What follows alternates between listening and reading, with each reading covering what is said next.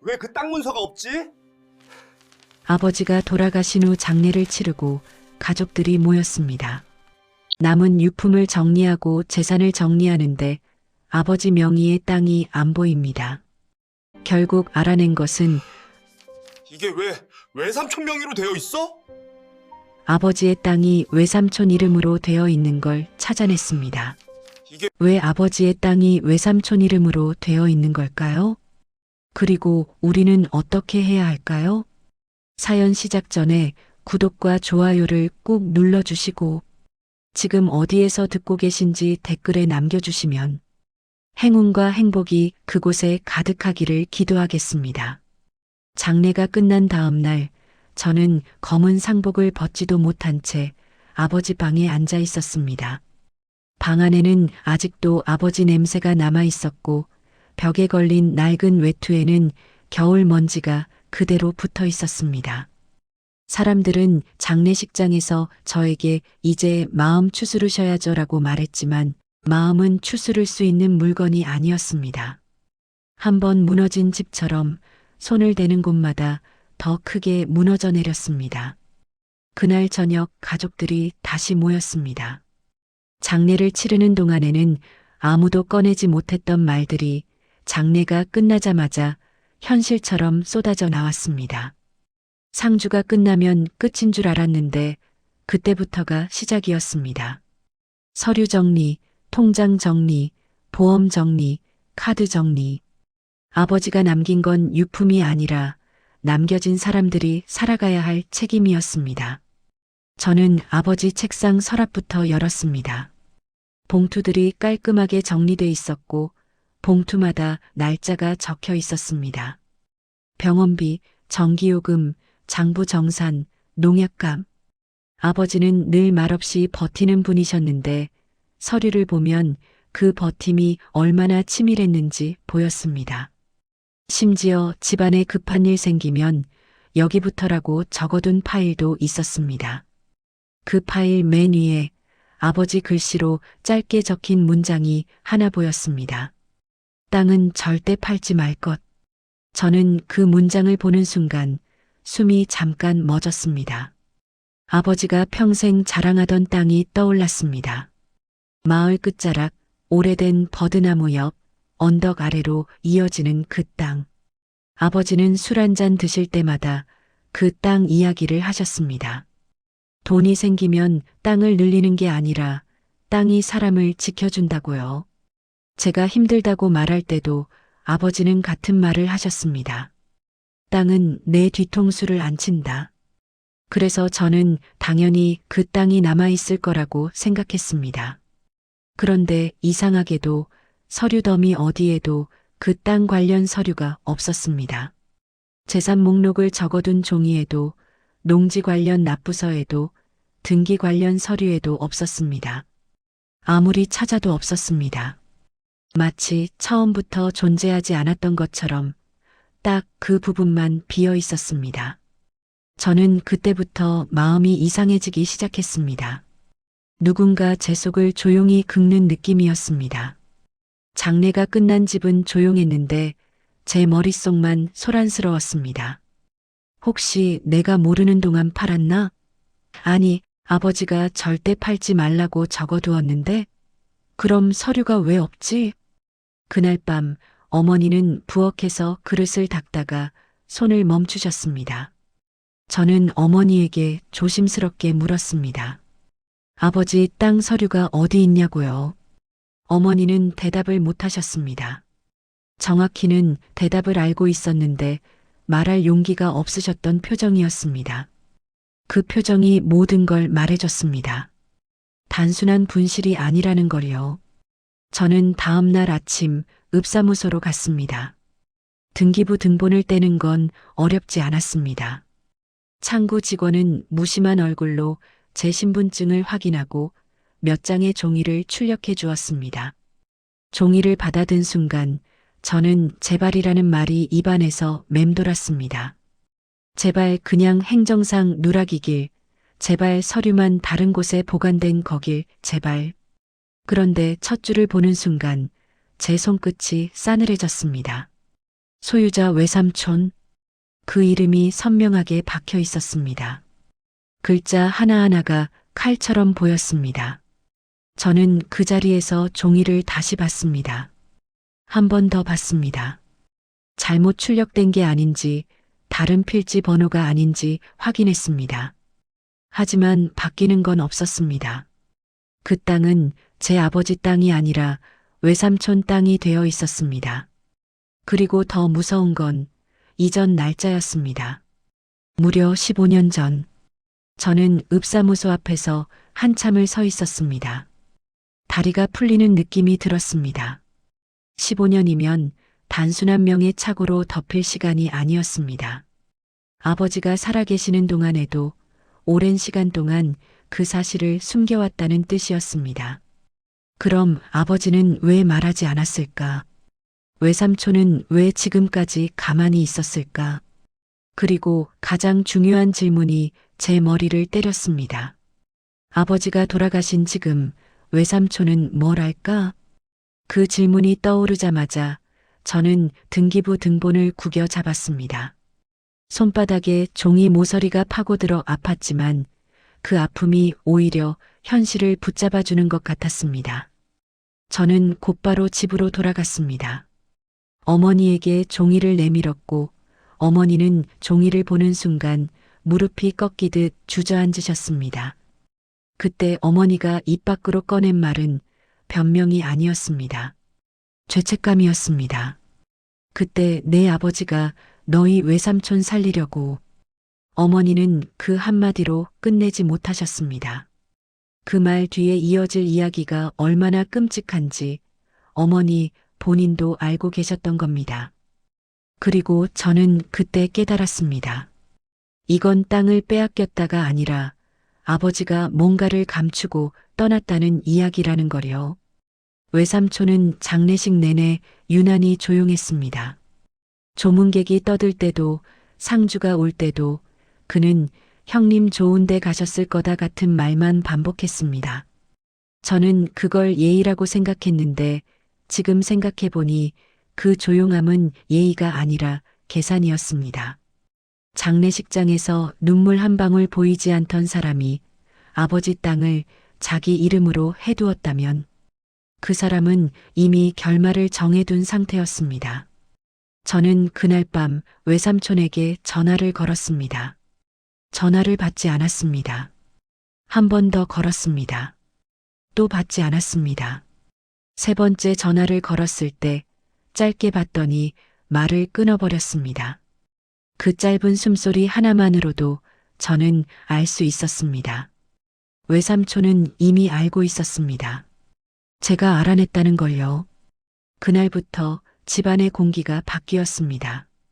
장례 이후의 침묵이 아니라 전쟁 전의 침묵이었습니다. 가족들은 서로 눈치만 보며 밥을 먹었습니다. 누군가는 그냥 잊자라고 말했고 누군가는 법으로 해보자라고 말했습니다. 하지만 저는 그때부터 마음이 더 이상 슬픔에만 머물지 않았습니다. 슬픔이 분노로 옮겨 붙는 건 생각보다 순식간이었습니다. 그런데 여기서 더 이상한 일이 하나 터졌습니다. 며칠 뒤 제가 집 앞 버스 정류장에서 등기부 등본 복사본을 들고 멍하니 서 있는데 낯선 사람들이 정류장 근처를 계속 서성였습니다. 작업복 차림도 아니고 동네 사람 같지도 않았습니다. 그들은 이상하게도 자꾸 제 집 쪽을 힐끔거렸습니다. 저는 순간 가슴이 덜컥 내려앉았습니다. 설마 외삼촌이 누굴 보낸 건가? 그날 밤 어머니는 제게 속삭였습니다. 외삼촌이 장례 끝나자마자 누군가에게 전화를 했고 그날 이후로 동네에 모르는 사람들이 늘었다고요. 저는 그 말을 듣고 확신했습니다. 외삼촌은 단순히 땅을 가져간 게 아니었습니다. 땅을 현금으로 바꾸기 위해 움직이고 있었습니다. 그리고 그 과정에서 저희 가족은 방해물이었습니다. 저는 그때 아주 이상한 결심을 했습니다. 법으로 못 이기면 외삼촌이 가장 두려워하는 방식으로 움직이자. 사실 그 결심이 나중에 그 버스에 타 있던 사람들이 감옥에 가게 된 시작이었습니다. 하지만 그땐 몰랐습니다. 제가 한 장의 등기부 등본을 들고 시작한 싸움이 결국 외삼촌 인생을 통째로 무너뜨릴 줄은요. 그리고 더 놀라운 건 그 싸움의 판이 땅에서 끝나지 않았다는 겁니다. 외삼촌이 숨겨온 것들, 외삼촌이 떳떳하지 못한 방식으로 모아온 것들, 그리고 그가 사람들을 어떻게 움직여 왔는지 그 모든 게 하나씩 드러나기 시작했습니다. 저는 그때부터 외삼촌을 똑바로 보게 됐습니다. 가족이 아니라 상대로요. 그리고 저는 계획을 세웠습니다. 누가 봐도 무모해 보이지만 아주 현실적인 계획이었습니다.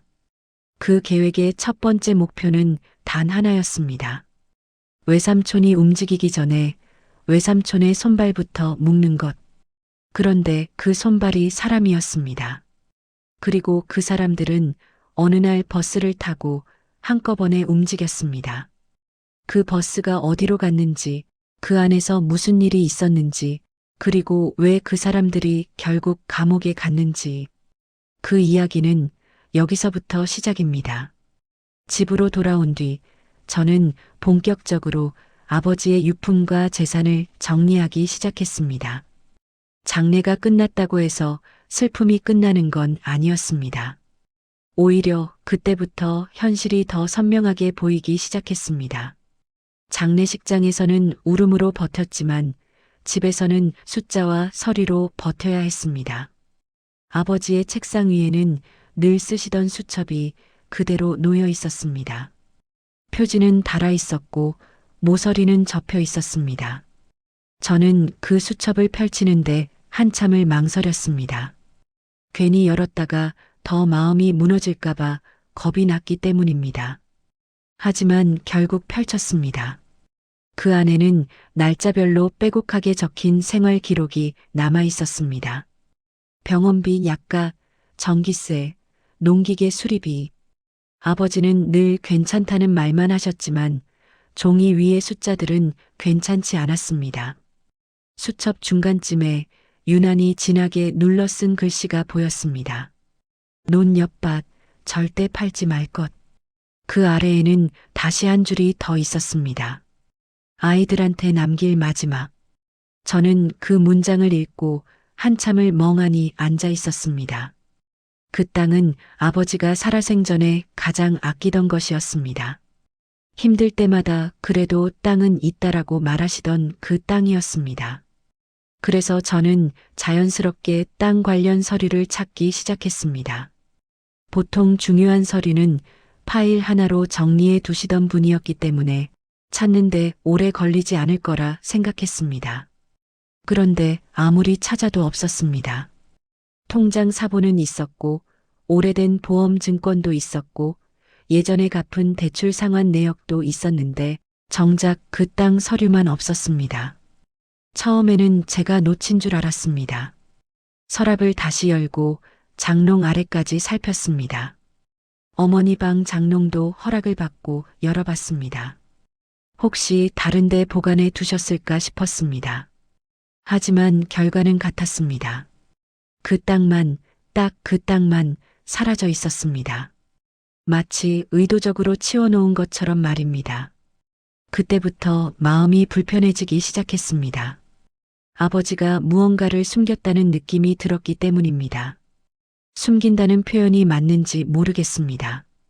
정확히는 말하지 않고 떠났다는 느낌이었습니다. 저는 그날 저녁 어머니에게 조심스럽게 물었습니다. 아버지 땅 서류는 어디 있어요? 어머니는 한참 동안 대답을 못 하셨습니다. 손에 들고 있던 행주만 계속 쥐었다 폈다 하셨습니다. 어머니의 침묵은 어떤 설명보다도 많은 걸 말해주고 있었습니다. 결국 어머니는 고개를 숙인 채로 아주 작은 목소리로 말하셨습니다. 그 땅은 내가 생각하는 거랑 좀 달라. 그 말 한마디에 저는 가슴이 철렁 내려앉았습니다. 다르다는 말은 없다는 말보다 더 무서웠습니다. 어머니는 그날 끝내 자세한 이야기를 해주지 않으셨습니다. 지금은 말할 기운이 없다고만 하셨습니다. 하지만 저는 이미 느끼고 있었습니다. 이건 단순한 행정착오나 분실이 아니라는 걸요. 아버지가 왜 평생 그 땅 이야기를 하면서도 정작 공식적으로는 아무 말도 하지 않았는지, 왜 유언처럼 절대 팔지 말라고만 남겼는지, 그 이유가 분명히 있을 거라는 생각이 들었습니다. 그날 밤 저는 거의 잠을 이루지 못했습니다.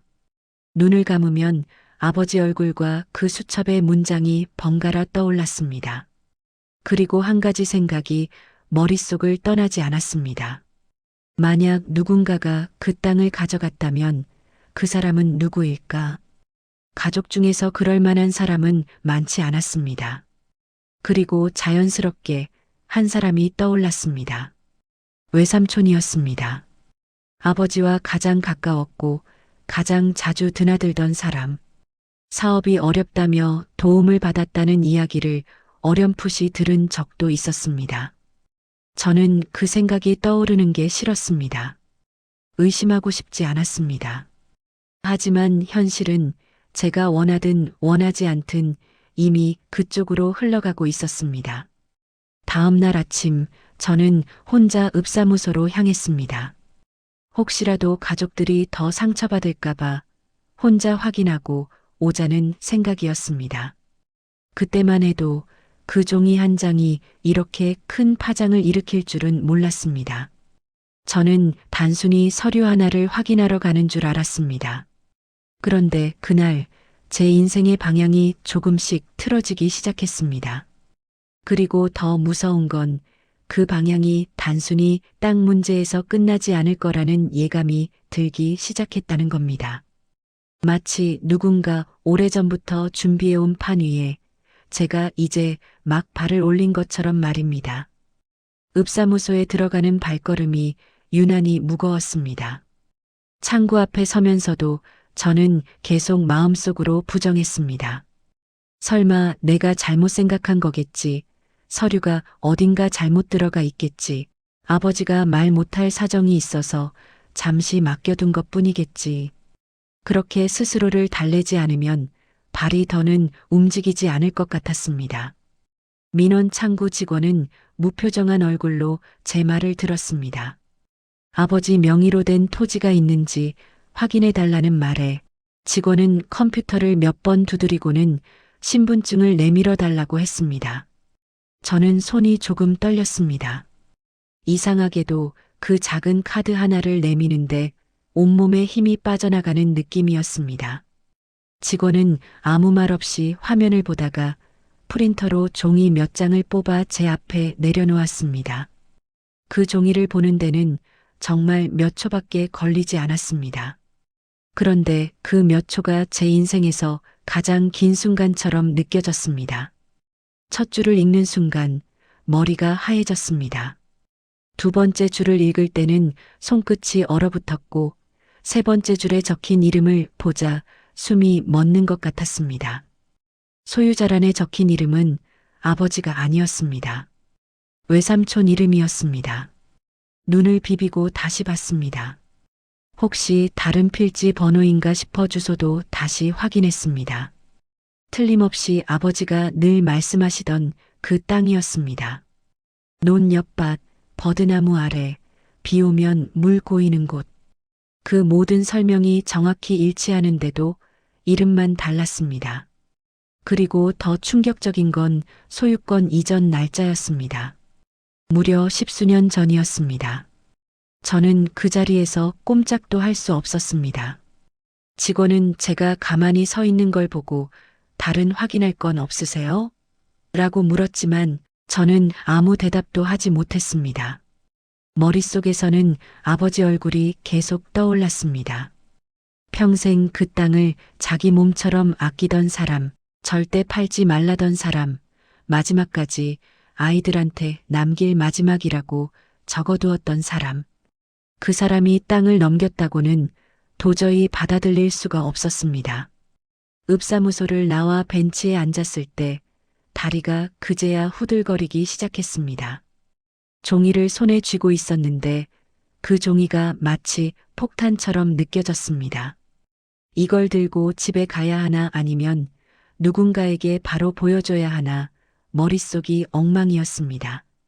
그때 한 가지 생각이 분명해졌습니다. 이건 우연이나 착오가 아니라는 것. 누군가 의도적으로 이렇게 만들었다는 것. 집으로 돌아오는 길에 외삼촌 얼굴이 계속 떠올랐습니다.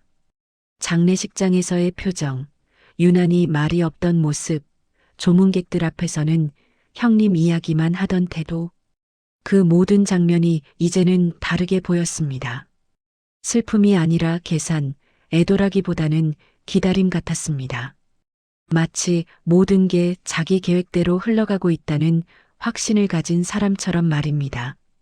집에 도착하자 어머니는 아직도 상복 차림으로 부엌에 서 계셨습니다. 저는 아무 말 없이 등기부 등본을 식탁 위에 올려놓았습니다. 어머니는 종이를 보는 순간 얼굴이 하얗게 질리셨습니다. 그리고는 결국 의자에 주저앉으셨습니다. 그 모습만으로도 저는 확신했습니다. 어머니는 이미 알고 계셨다는 걸요. 한참을 침묵하던 어머니는 아주 힘겹게 입을 열었습니다. 아버지가 살아계실 때 외삼촌이 사업이 망해 큰 빚을 졌다는 이야기였습니다. 연대 보증을 서달라고 울며 매달렸고 아버지는 처음엔 완강히 거절했다고 합니다. 하지만 외삼촌 아이들 이야기가 나오고 집안이 무너질 거라는 말에 결국 마음이 흔들렸다고 했습니다. 그래서 잠시 이름만 빌려주기로 했다는 겁니다. 빚 정리만 되면 다시 돌려받기로 약속했다는 말도 덧붙이셨습니다. 저는 그 말을 듣는 순간 속이 뒤집히는 느낌이었습니다. 잠시라니 10수년이 잠시입니까? 그런데 어머니의 표정은 거짓말을 하는 사람의 얼굴이 아니었습니다. 오히려 너무 오래 참아온 사람의 얼굴이었습니다. 아버지는 그 사실을 자식들에게 말하지 않았습니다. 그게 자존심이었는지 미안함이었는지 아니면 마지막까지 가족을 지키고 싶었던 마음이었는지는 알 수 없었습니다. 그날 밤 외삼촌에게 다시 전화를 걸었습니다. 이번에는 받았습니다. 하지만 제 말을 끝까지 듣지도 않았습니다. 제가 땅 이야기를 꺼내자마자 그는 짧게 웃으며 지금 그 얘기할 때냐고 말하고는 전화를 끊어버렸습니다. 그 웃음소리가 귀에 오래 남았습니다. 사과도 해명도 아닌 이미 끝났다는 듯한 웃음이었습니다. 그 순간 저는 깨달았습니다. 외삼촌은 땅을 돌려줄 생각이 없다는 걸요. 아버지와의 약속은 이미 그의 기억 속에서 사라졌고 남은 건 자기 이름으로 된 등기와 지금은 내 것이라는 생각뿐이라는 거요. 그리고 아버지가 왜 그 땅 이야기를 하면서도 끝내 서류를 꺼내보지 않았는지 이제야 이해할 수 있었습니다. 아버지는 마지막까지 믿고 있었던 겁니다. 동생이 외삼촌이 언젠가는 약속을 지킬 거라고요. 하지만 그 믿음은 아버지가 세상을 떠난 순간 함께 묻혀버렸습니다. 저는 그날 더 이상 외삼촌을 가족으로 보지 않기로 마음먹었습니다. 감정으로 접근하면 또다시 이용당할 게 분명했기 때문입니다. 이제는 냉정하게 봐야 했습니다. 이건 가족 간의 다툼이 아니라 누군가가 계획적으로 가져간 것을 되찾는 싸움이었습니다. 그리고 그 싸움은 제가 생각했던 것보다 훨씬 크고 훨씬 더 거칠게 흘러가게 될 운명이었습니다.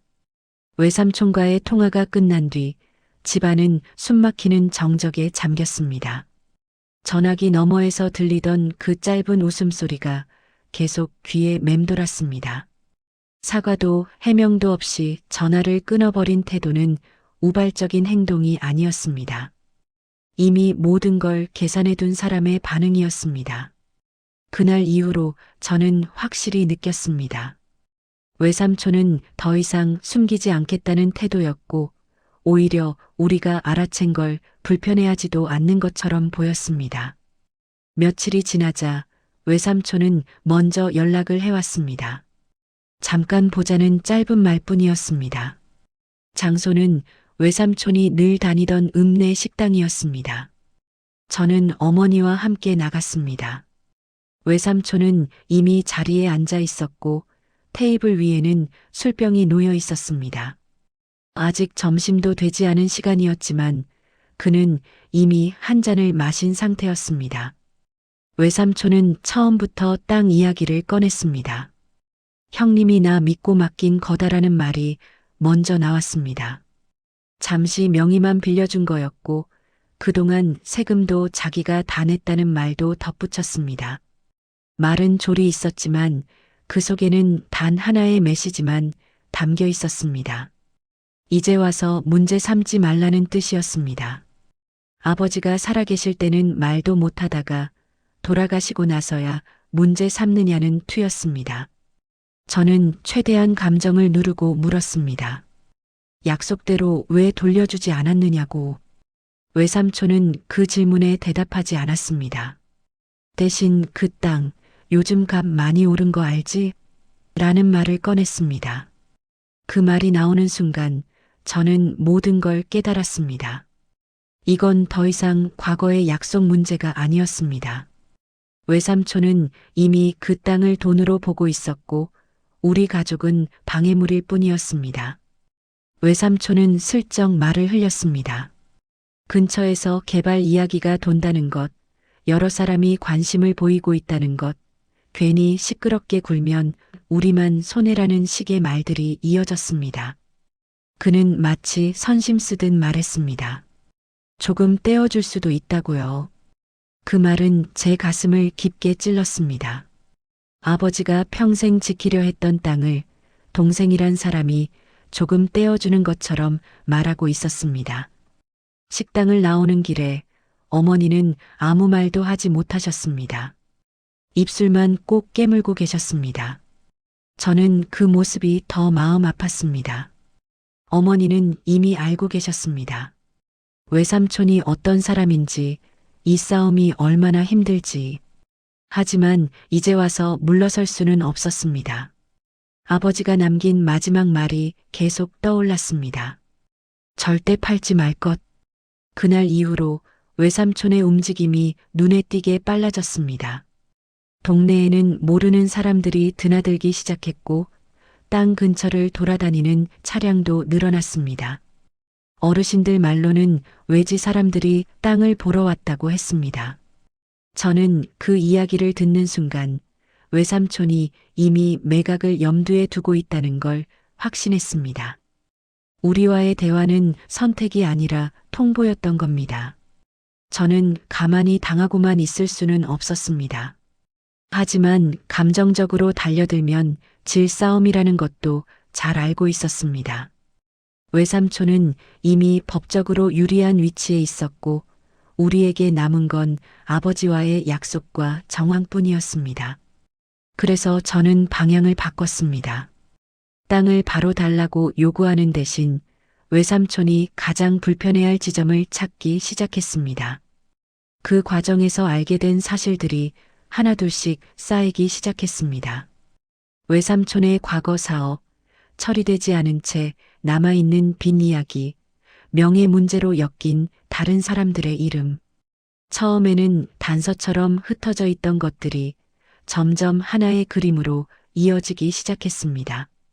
외삼촌이 왜 그렇게 여유롭게 굴었는지, 왜 지금까지 문제없이 버틸 수 있었는지도 조금씩 보이기 시작했습니다. 저는 그제야 깨달았습니다. 외삼촌이 가진 건 단순한 땅 하나가 아니라 오래전부터 쌓아온 위험한 방식의 거래들이었습니다. 그 거래들이 지금은 잠잠해 보일지 몰라도 누군가 건드리면 한꺼번에 무너질 수 있는 구조라는 것도 알게 됐습니다. 문제는 그걸 어떻게 터뜨리느냐였습니다. 그날 밤 저는 아버지 사진 앞에 오래 앉아 있었습니다. 솔직히 말하면 무서웠습니다. 가족을 상대로 싸운다는 것, 그것도 아버지의 동생을 상대로 한다는 게 쉬운 일은 아니었습니다. 하지만 동시에 분명한 마음도 생겼습니다.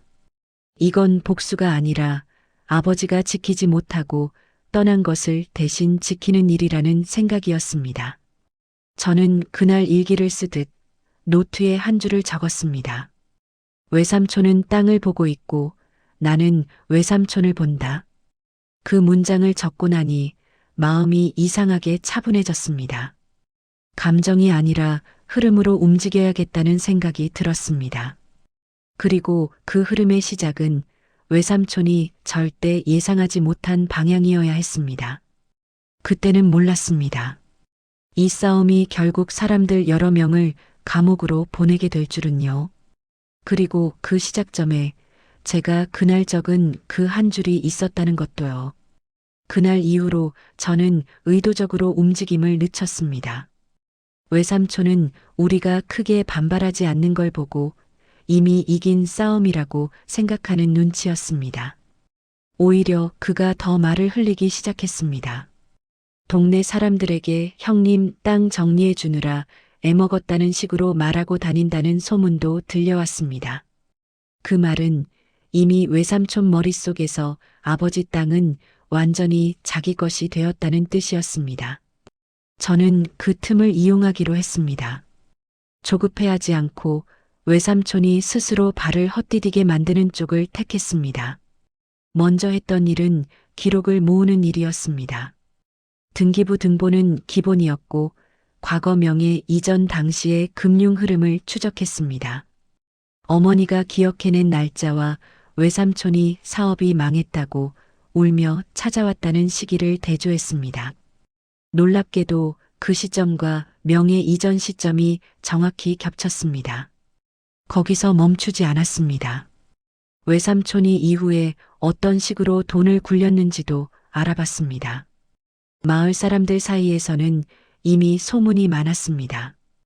외삼촌이 명의만 빌려줬다가 사고를 친 사람이 한둘이 아니라는 이야기, 서류상으로만 처리한 일들이 꽤 있다는 이야기. 저는 하나하나 기록해 두었습니다. 그때는 그게 어디에 쓰일지 몰랐지만 언젠가는 필요할 거라는 직감이 들었습니다. 그리고 결정적인 단서를 하나 발견했습니다. 외삼촌이 아버지 땅을 담보로 여러 차례 자금을 융통했다는 정황이었습니다. 겉으로는 합법처럼 보였지만 자세히 들여다보면 문제가 될 수 있는 구조였습니다. 아버지가 살아계셨다면 절대 허락하지 않았을 방식이었습니다. 저는 그 사실을 확인하는 순간 손이 잠시 떨렸습니다. 외삼촌은 단순히 땅을 가져간 게 아니라 그 땅을 이용해 자기 인생을 연명해 왔던 겁니다. 이쯤 되자 어머니는 제 걱정을 더 많이 하셨습니다. 괜히 건드렸다가 더 큰일 나는 거 아니냐고요.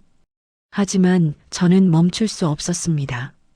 이건 이제 개인 감정의 문제가 아니라 아버지 인생 전체가 걸린 문제처럼 느껴졌습니다. 아버지가 평생 땀 흘려 지킨 땅이 누군가의 계산 속에서 소모되고 있다는 사실을 알면서 가만히 있을 수는 없었습니다. 외삼촌은 점점 노골적으로 움직이기 시작했습니다. 땅을 보러 오는 사람들이 늘었고 그 중에는 수상한 이들도 섞여 있었습니다. 계약서를 들고 다니는 사람, 사진을 찍는 사람, 근처를 배회하는 사람들. 저는 그 모습을 보면서 확신했습니다. 외삼촌은 서두르고 있었고 그만큼 판단도 거칠어지고 있었습니다. 그때 예상치 못한 제안을 하나 받았습니다. 외삼촌 쪽에서 아는 사람이라며 중간에 끼어든 사람이 있었는데 조용히 합해 보면 다들 편하다는 말을 꺼냈습니다.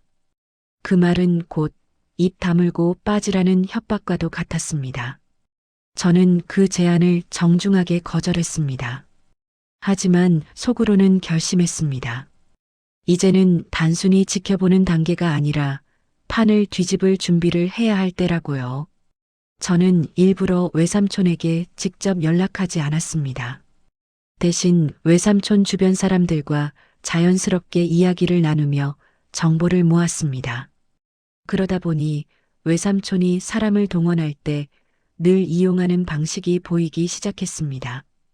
특정 날짜, 특정 장소, 그리고 늘 같은 이동 경로. 그 중 하나가 바로 외삼촌 사람들을 태우는 버스였습니다. 저는 그 이야기를 듣고 순간 등골이 서늘해졌습니다. 그 버스는 단순한 이동수단이 아니었습니다. 외삼촌의 일을 처리해주는 사람들이 함께 움직이는 수단이었고, 동시에 입을 맞추는 공간이었습니다. 그 안에서 계약이 오가고, 지시가 내려지고, 문제가 덮였습니다. 저는 직감적으로 알았습니다. 나중에 사람들이 궁금해하게 될 그 버스가 모든 이야기의 중심이 될 거라는 거요. 그날 밤 저는 다시 노트를 꺼냈습니다. 그리고 조용히 문장을 하나 더 적었습니다. 외삼촌이 가장 익숙하게 쓰는 방식으로 외삼촌을 잡는다. 그 계획은 아직 구체적이지 않았습니다. 하지만 방향은 분명했습니다. 외삼촌이 안전하다고 믿는 영역, 사람들이 절대 들여다보지 않을 거라고 생각하는 부분, 바로 거기를 건드릴 생각이었습니다. 외삼촌은 우리가 법적으로만 움직일 거라고 생각했을 겁니다. 하지만 저는 이제 다른 선택지를 보기 시작했습니다. 그때는 몰랐습니다. 제가 모은 이 작은 조각들이 훗날 한 번에 맞춰지며 큰 파장을 일으킬 줄은요. 그리고 외삼촌이 가장 자랑하던 그 인맥과 방식이 결국 그를 가장 먼저 배신하게 될 줄도요. 외삼촌의 움직임이 빨라질수록 제 마음은 오히려 더 차분해졌습니다. 감정이 앞서면 반드시 실수를 한다는 걸 저는 이미 여러 번 경험해 봤기 때문입니다. 그래서 저는 일부러 아무 일도 없는 사람처럼 지냈습니다. 외삼촌을 마주쳐도 땅 이야기는 꺼내지 않았고 주변 사람들에게도 더는 불평하지 않았습니다. 그 침묵이 오히려 외삼촌을 안심시켰습니다. 그러는 사이 저는 조용히 준비를 계속했습니다. 외삼촌이 이용하던 인맥, 그 인맥들이 언제 어떻게 움직이는지 하나하나 정리했습니다. 특히 외삼촌이 일을 처리할 때마다 사람들을 모아 이동시키는 방식은 거의 패턴처럼 반복되고 있었습니다. 특정 요일, 특정 시간대, 그리고 항상 같은 노선의 전세버스. 그 버스는 외삼촌에게 가장 편한 공간이자 가장 안전하다고 믿는 공간이었습니다. 저는 그 사실이 오히려 기회라고 생각했습니다. 사람이 가장 방심하는 곳은 늘 써왔던 방식이기 때문입니다. 외삼촌은 그 버스 안에서는 누구도 자신을 배신하지 않을 거라고 믿고 있었습니다. 그리고 그 믿음 위에서 점점 더 위험한 지시를 내리기 시작했다는 것도 알게 됐습니다. 계약을 강요하는 방식, 서류를 조작하는 방식, 사람을 압박하는 방식까지 모두 그 안에서 공유되고 있었습니다. 그러던 중 결정적인 사건이 하나 벌어졌습니다. 외삼촌이 아버지 땅을 포함한 일대 부지를 한꺼번에 넘기려 한다는 정보를 들은 겁니다. 단순 매각이 아니라 명의와 서류를 정리해 재개발 사업에 밀어넣는 방식이었습니다. 그렇게 되면 땅을 되찾는 건 사실상 불가능해집니다. 저는 그 소식을 듣는 순간 더 기다릴 수 없다는 걸 깨달았습니다. 그날 밤 저는 거의 뜬 눈으로 밤을 새웠습니다. 계획을 머릿속에서 수십 번씩 되짚었습니다. 감정은 최대한 배제하고 오로지 흐름만 계산했습니다. 법적으로 문제될 수 있는 지점, 외삼촌이 숨기고 싶어 할 부분, 그리고 그가 스스로 드러내는 순간, 이 세 가지가 동시에 맞아떨어져야 했습니다. 제가 선택한 방법은 단순하면서도 위험했습니다. 외삼촌을 직접 건드리는 게 아니라 외삼촌이 가장 믿고 쓰는 사람들 사이에서 균열을 만드는 것이었습니다. 그 균열이 커지면 결국 버스 안의 사람들은 서로를 의심하게 되고 누군가는 먼저 빠져나가기 위해 입을 열 수밖에 없다는 계산이었습니다. 저는 익명으로 여러 제보 창구에 자료를 전달하기 시작했습니다. 등기 문제, 담보대출 정황, 명예 이전 시점의 자금 흐름. 단번에 터뜨리지 않고 조금씩 흘렸습니다. 마치 누군가 이미 내부를 들여다보고 있는 것처럼 보이게 만들기 위해서였습니다.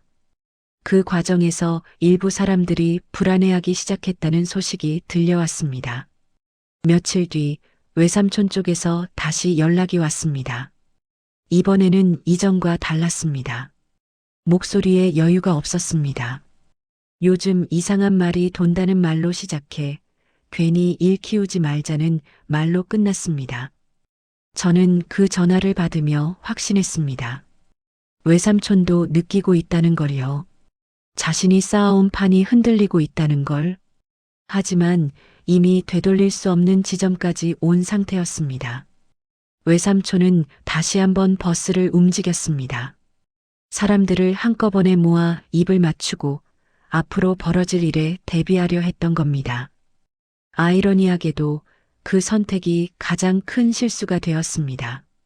한자리에 모인다는 건 한 번에 드러날 수도 있다는 뜻이었기 때문입니다. 그날 저는 멀리서 그 버스를 바라보고 있었습니다. 직접 나타나지는 않았습니다. 굳이 얼굴을 드러낼 필요는 없었습니다. 이미 판은 깔려 있었고 제가 할 일은 단 하나였습니다. 그들이 스스로 움직이게 만드는 것. 그리고 그 움직임이 더 이상 개인의 문제가 아니라 공적인 문제가 되도록 만드는 것뿐이었습니다. 그 순간 저는 무서웠습니다. 계획이 성공할지도 실패할지도 알 수 없었습니다. 하지만 한 가지는 분명했습니다. 지금 멈추면 아버지가 남긴 마지막 흔적은 완전히 사라질 거라는 사실이었습니다. 저는 깊게 숨을 들이쉬었습니다.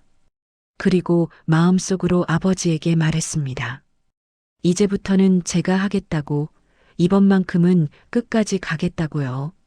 그 버스가 출발하는 걸 보면서 저는 처음으로 확신했습니다. 이제 이 이야기는 되돌릴 수 없는 방향으로 흘러가기 시작했다는 것을요. 그리고 머지않아 사람들은 왜 그 버스에 탔던 사람들이 감옥에 가게 됐는지 알게 될 거라는 것도요. 그 버스가 출발한 뒤로 저는 며칠 동안 아무 일도 하지 않았습니다. 정확히 말하면 아무것도 안 한 척했습니다. 전화도 받지 않았고 외삼촌 쪽에서 흘러오는 소문에도 반응하지 않았습니다. 이 시점에서 제가 움직이면 오히려 흐름을 망칠 수 있다는 걸 알고 있었기 때문입니다. 판은 이미 깔렸고 이제는 제가 아니라 그들 스스로가 움직여야 할 때였습니다. 며칠 뒤 마을 분위기가 이상해지기 시작했습니다. 평소 외삼촌 주변을 맴돌던 사람들이 하나둘 사라졌고 동네 사람들 사이에서는 무슨 일 있는 거 아니냐는 말이 돌기 시작했습니다. 가장 먼저 변한 건 외삼촌의 태도였습니다. 이전에는 사람들 앞에서 당당하던 사람이 갑자기 얼굴을 가리고 다니기 시작했습니다. 전화를 받지 않고 약속을 미루고 급하게 움직이는 모습이 자주 목격됐습니다. 그러던 어느 아침 제가 잊지 못할 장면이 벌어졌습니다. 집 근처 큰 길에 경찰 차량 여러 대가 서 있었고 평소 외삼촌 사람들이 자주 모이던 건물 앞이 소란스러웠습니다. 정확한 이야기를 들을 필요도 없었습니다. 그 장면만으로도 저는 알 수 있었습니다. 시작됐다는 걸요. 더 이상 돌이킬 수 없는 단계로 들어섰다는 걸요. 소문은 생각보다 빠르게 퍼졌습니다. 외삼촌이 관계된 여러 건의 불법 거래가 한꺼번에 수사 대상이 되었다는 이야기, 그 과정에서 여러 명이 참고인이 아닌 피해자로 전환됐다는 이야기, 그리고 그 사람들이 모두 며칠 전 그 버스를 함께 탔다는 사실까지 마치 퍼즐 조각이 맞춰지듯 이야기의 윤곽이 드러나기 시작했습니다. 그 버스는 그들에게 편한 공간이었습니다. 늘 그래왔고 늘 안전하다고 믿었을 겁니다. 하지만 그날만큼은 아니었습니다. 사람들이 한자리에 모였고 평소처럼 입을 맞췄고 평소처럼 서로를 믿었습니다. 그게 문제였습니다. 수사라는 건 흩어져 있을 때보다 모여 있을 때 훨씬 빠르게 진실에 닿습니다. 그리고 그 진실은 생각보다 훨씬 무거웠습니다. 외삼촌은 결국 모습을 드러냈습니다. 하지만 예전처럼 자신만만한 얼굴은 아니었습니다. 동네 사람들 앞에서도 고개를 들지 못했고 저를 마주쳤을 때는 시선을 피했습니다. 저는 그를 붙잡거나 따지지 않았습니다. 그럴 필요도 없었습니다. 이미 그는 가족이 아니라 사건의 중심에 서 있는 인물이 되어 있었습니다. 며칠 뒤 공식적인 소식이 전해졌습니다. 명예 도용, 불법 담보대출, 허위 계약, 조직적인 서류 조작, 외삼촌 이름이 들어간 혐의만 해도 여러 가지였습니다. 그동안 그가 사업이라고 불러왔던 것들이 하나씩 범죄로 정리되고 있었습니다. 그리고 그 모든 시작점에 아버지 땅이 있었습니다. 아버지 이름으로 시작해 외삼촌 이름으로 흘러들어간 그 땅이 결국 그의 발목을 잡은 겁니다. 저는 그 소식을 들으며 이상하게도 기쁘지 않았습니다. 통쾌하긴 했지만 웃음은 나오지 않았습니다. 대신 마음 한쪽이 조용히 비어가는 느낌이 들었습니다. 아버지가 살아계셨다면 이 장면을 어떻게 보셨을까 하는 생각이 들었기 때문입니다. 동생이 이렇게까지 무너지는 걸 과연 원하셨을까? 하지만 동시에 분명한 것도 있었습니다. 아버지는 이 땅이 이런 방식으로 쓰이길 원하지 않으셨다는 사실입니다. 외삼촌이 연루된 사람들 중 일부는 바로 구속됐고 일부는 불구속 수사를 받게 됐습니다. 그리고 그 과정에서 아버지 땅의 명예 이전 자체가 문제의 출발점이었다는 사실이 공식 기록으로 남게 되었습니다. 저는 그 문장을 서류로 확인하는 순간 처음으로 마음이 조금 놓였습니다. 이제야 싸움의 방향이 제 쪽으로 돌아오고 있다는 느낌이 들었기 때문입니다. 그날 밤 저는 오랜만에 깊게 숨을 쉬었습니다. 그동안 계속 긴장된 채로 숨을 참으며 살아왔다는 걸 그제야 깨달았습니다. 하지만 아직 끝은 아니었습니다. 외삼촌이 무너졌다고 해서 땅이 바로 돌아오는 건 아니었기 때문입니다. 이제부터는 또 다른 싸움, 법과 제도의 싸움이 남아 있었습니다. 다만 한 가지는 분명했습니다. 외삼촌은 더 이상 협상할 수 있는 상대가 아니게 되었다는 것. 그리고 그 사실만으로도 아버지가 남긴 땅을 되찾을 수 있는 길이 열렸다는 것이었습니다. 저는 조용히 다음 단계를 준비하기 시작했습니다. 이번에는 숨지 않았습니다. 정면으로 당당하게 아버지 이름을 앞세워 나아갈 차례였습니다. 그날 이후로 사람들은 종종 제게 물었습니다. 어떻게 그런 계획을 세울 수 있었느냐고. 저는 대답하지 않았습니다. 그럴듯한 전략이 있어서도 아니었고 특별히 영리해서도 아니었기 때문입니다. 다만 하나 분명한 이유는 있었습니다. 아버지가 끝까지 포기하지 않았던 것을 저 역시 포기하지 않았을 뿐이라는 사실, 그리고 그 고집 하나가 결국 모든 판을 뒤집었다는 사실만이 남아 있었습니다. 외삼촌이 수사 대상이 되었다는 소식이 공식적으로 퍼진 뒤 집안의 공기는 다시 바뀌었습니다. 이번에는 전쟁 전의 침묵도 불안한 정적도 아니었습니다. 오래된 먼지가 가라앉은 뒤에 찾아오는 묘한 고요였습니다. 모두가 알고 있었습니다. 가장 위험한 구간은 넘겼지만 아직 아무것도 끝나지 않았다는 거요. 저는 변호사를 찾아갔습니다. 처음 상담실에 들어설 때 솔직히 마음이 무거웠습니다. 이제 감정이나 의지는 아무 소용이 없는 단계였기 때문입니다. 오로지 서류, 기록, 증거, 그리고 시간 싸움이 남아 있었습니다. 변호사는 차분하게 말했습니다. 외삼촌 명의의 등기는 문제가 될 소지가 크고 특히 담보로 활용된 정황이 명확한 만큼 무효 소송을 진행할 수 있다는 겁니다. 다만 그 과정이 짧지 않을 거라는 말도 덧붙였습니다. 그 말을 듣는 순간 저는 오히려 안도했습니다. 짧지 않다는 건 도망칠 수 없다는 뜻이기도 했기 때문입니다. 외삼촌은 이미 모든 걸 한 번에 끝내려다 무너졌고 저는 이제 천천히 그러나 확실하게 되찾는 싸움을 하게 된 겁니다. 아버지가 평생 버텨온 방식과 닮아 있다는 생각이 들었습니다. 소송 준비 과정에서 저는 아버지의 삶을 다시 들여다보게 되었습니다. 오래된 통장 내역, 빚 보증과 관련된 서류, 그리고 외삼촌에게 돈을 건넸다는 흔적들. 그 모든 기록이 하나의 이야기로 이어졌습니다. 아버지는 가족을 지키기 위해 그리고 동생의 가정을 무너뜨리지 않기 위해 자신의 땅을 걸었던 겁니다.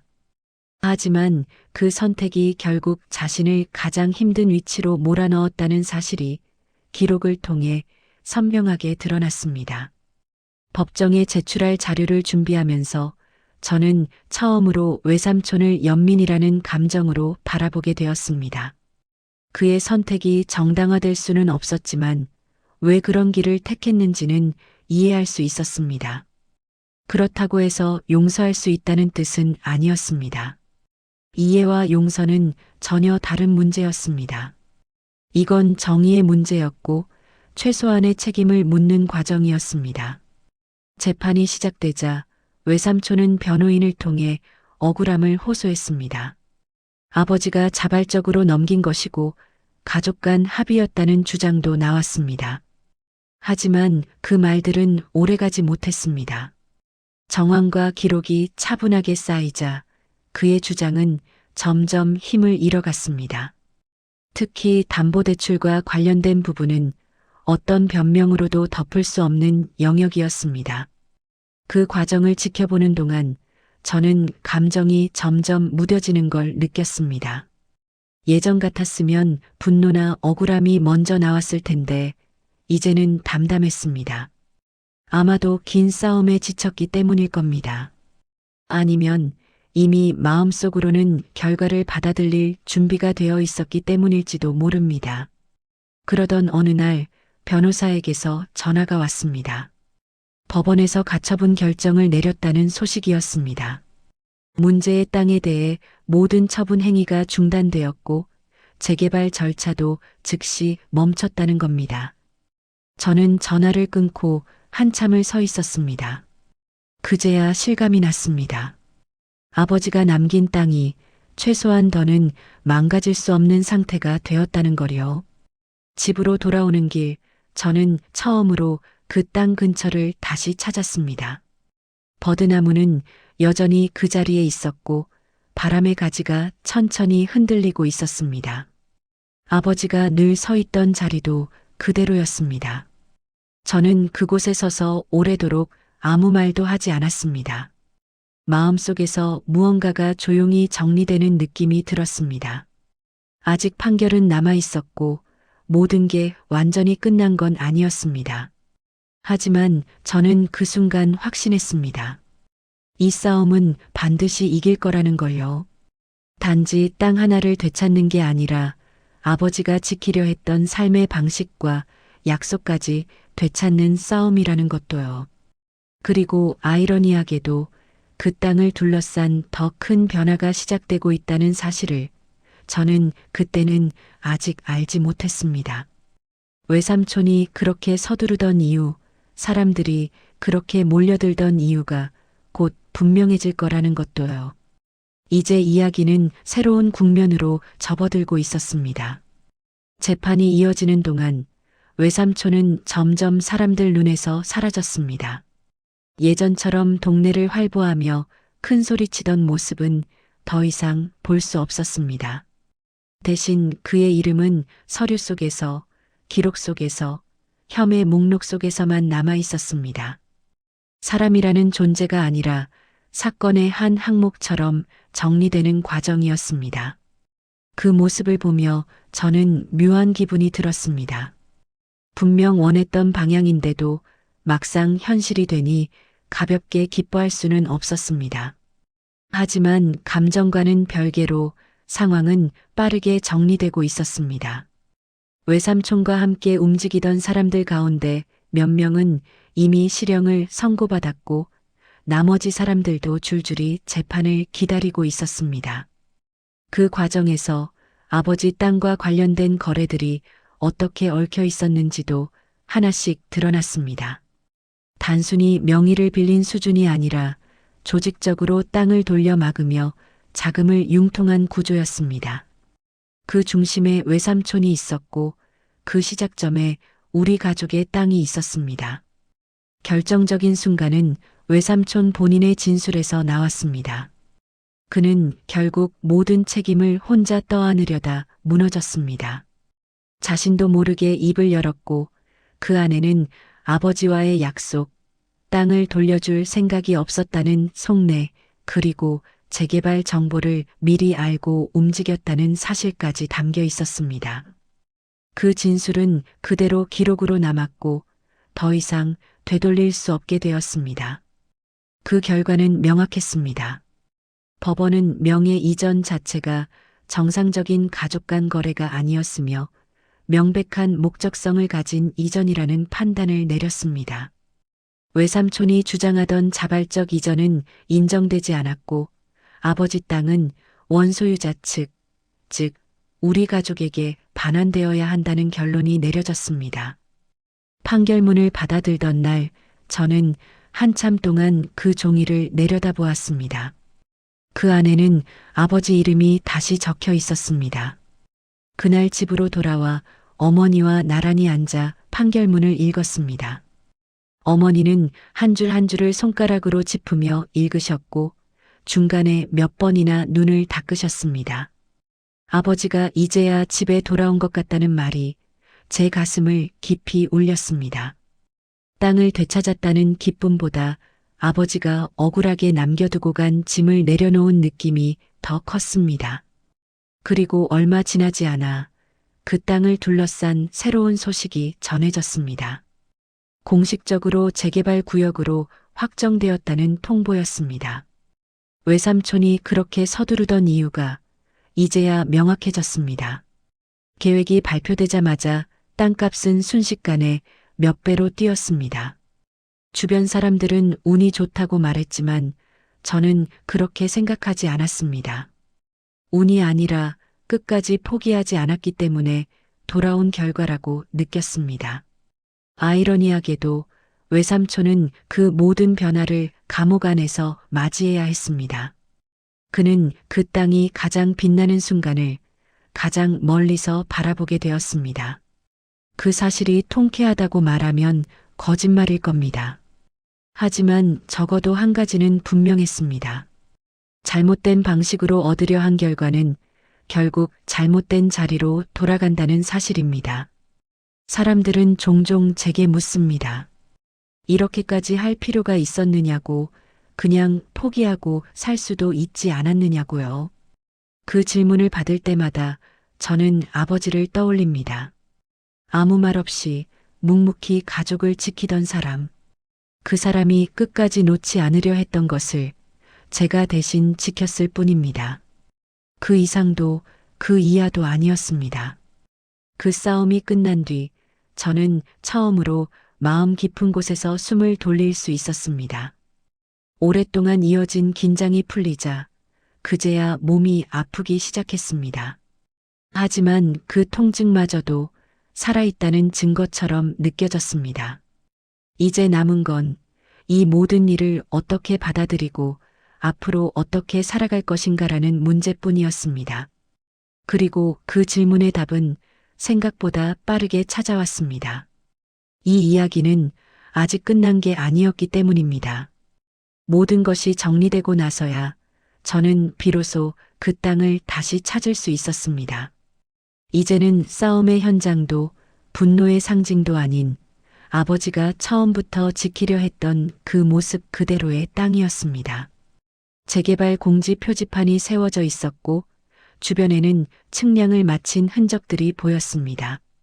세상은 이미 다음 단계로 나아가고 있었지만 저는 그 자리에 서서 한동안 아무것도 하지 못했습니다. 아버지가 처음 그 땅을 샀을 때를 떠올렸습니다. 돈이 남아서가 아니라 남겨야 한다고 생각해서 샀다고 하셨던 말. 그 말의 의미를 저는 이제야 제대로 이해했습니다. 땅은 돈이 아니라 책임이었고 미래를 대신 맡아두는 약속 같은 것이었습니다. 아버지는 그 약속을 끝까지 지키지 못한 채 떠났지만 그 약속은 결국 저에게로 넘어왔습니다. 재개발 절차는 생각보다 빠르게 진행되었습니다. 평가 금액이 나왔고 보상안이 제시되었습니다. 숫자를 보는 순간 솔직히 놀랐습니다. 예전 가치의 몇 배가 아니라 삶의 궤적 자체를 바꿀 수 있을 만큼의 금액이었습니다. 사람들은 다시 말했습니다. 인생 한 번에 폈다고요. 하지만 저는 그 말을 들을 때마다 마음이 편치 않았습니다. 이 돈은 갑자기 생긴 행운이 아니라 너무 많은 시간을 대가로 치른 결과였기 때문입니다. 어머니는 조용히 말씀하셨습니다. 이제는 너 인생을 살아라. 그 한마디가 오래 남았습니다. 아버지의 이름으로 시작된 싸움이었지만 그 끝은 제 삶으로 이어져야 한다는 뜻이었습니다. 저는 그 말에 고개를 끄덕였습니다. 더 이상 과거에만 묶여 있을 필요는 없었습니다. 외삼촌에 대한 소식도 간간히 들려왔습니다. 감옥에서 지내는 동안 건강이 많이 상했다는 이야기, 예전처럼 사람을 만날 수 없다는 이야기. 저는 그 소식에 어떤 감정도 얹지 않기로 했습니다. 미움도 연민도 모두 내려놓기로 했습니다. 그 역시 자신의 선택에 대한 결과를 살고 있을 뿐이니까요. 이 모든 일을 겪고 나서 저는 사람을 쉽게 믿지 않게 되었습니다. 동시에 끝까지 지켜야 할 것이 무엇인지도 분명해졌습니다. 가족이라는 이름이 모든 걸 덮어주지는 않는다는 것, 그리고 침묵은 때로는 미덕이 아니라 방조가 된다는 사실을 뼈저리게 배웠습니다. 만약 그때 제가 포기했다면 아버지의 땅은 물론이고 아버지의 삶 자체가 왜곡된 채로 남았을지도 모릅니다. 지금 저는 새로운 계획을 세우고 있습니다. 그 땅에서 시작된 돈으로 다시 땅처럼 오래 남을 일을 하려고 합니다. 급하게 쓰지 않고 흔들리지 않게 아버지가 살았던 방식과 닮은 방향으로요. 누군가는 답답하다고 말할지도 모르지만 저는 이제 압니다. 느리더라도 바로 가는 길이 결국 가장 멀리 간다는 걸요. 이 이야기를 꺼내는 이유는 자랑이 아닙니다. 누군가에게는 아직 끝내지 못한 싸움이 있을지도 모르기 때문입니다. 가족이라서 피가 섞였다는 이유로 참고 넘어가야 한다고 스스로를 설득하고 있는 사람이 있을지도 모릅니다. 하지만 어떤 약속은 누군가 대신 지켜주지 않으면 사라집니다. 아버지가 제게 남긴 건 땅이 아니라 그 사실이었습니다. 저는 마지막으로 그 땅을 한 번 더 바라보고 돌아섰습니다.